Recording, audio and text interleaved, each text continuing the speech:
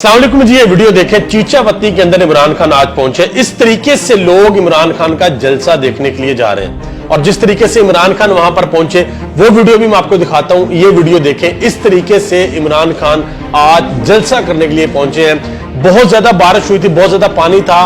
लोग देखें, आप वीडियो के अंदर देखें कि कितनी बड़ी तादाद लोगों की लोग वहां पे जलसा गाह के अंदर मौजूद है। एक चीज तो बड़ी वाज़ेह है, ये पाकिस्तान क्या पूरी दुनिया को पता लग चुकी है कि मकबूलियत में इमरान खान ने जुल्फकार अली भुट्टो को बहुत पीछे छोड़ दिया। अब जितने भी बड़े बड़े दानिशवर हैं वो एक चीज कह रहे हैं कि इमरान खान का जो मवाजना है वो इस वक्त, या जब इमरान खान इस दुनिया में नहीं होंगे तो तारीख जो है वो इमरान खान का मुआवजना एक ही शख्स से करेगी और उस शख्स का नाम है कायदे आज़म मोहम्मद अली जिन्ना। इमरान खान ने आज के जलसे के अंदर कहा है कि ये जितना जोर लगा सकते हैं लगा लें, ये मेरे ऊपर 10, 15, 20 या 115 FIR काट लें, मैं इनको नहीं छोड़ूंगा।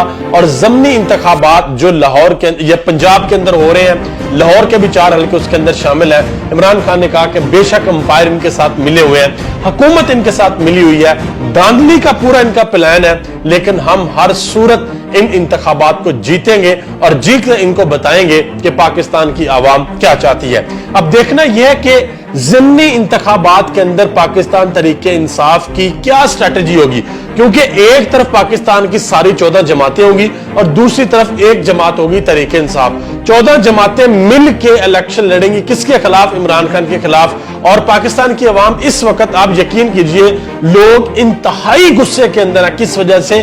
महंगाई की वजह से। पहले जब इमरान खान का दौर था तभी महंगाई बहुत ज्यादा थी, लेकिन इस वक्त जो महंगाई हो गई है, पेट्रोल जो 250 पे चला गया, डीजल महंगा हो गया, आटा महंगा हो गया, घी महंगा हो गया, दालें महंगी होगी, हर चीज महंगी होगी और लोगों का गुस्सा इस वक्त आसमान पे है। लोग किसी सूरत इनकी बात सुनने को तैयार नहीं है और लोग कह रहे हैं कि हम इन चोरों के साथ किसी सूरत खड़े नहीं होंगे। आप सबका बहुत बहुत शुक्रिया। पाकिस्तान जिंदाबाद, अफवाज पाकिस्तान पाइंदाबाद।